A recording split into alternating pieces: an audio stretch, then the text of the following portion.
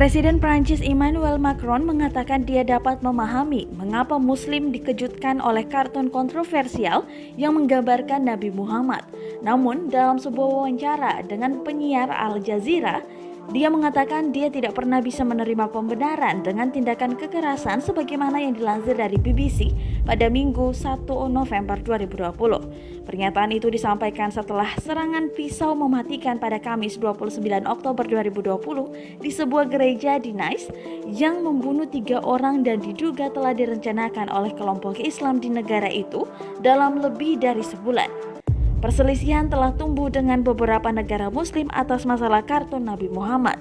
Beberapa telah mendesak pemboikotan produk Prancis karena Macron membela hak untuk menggunakan gambar tersebut dalam konteks kebebasan bicara. Pada awal Oktober, seorang guru dipenggal kepalanya di pinggiran kota Paris setelah memperlihatkan kartun Nabi Muhammad kepada beberapa muridnya.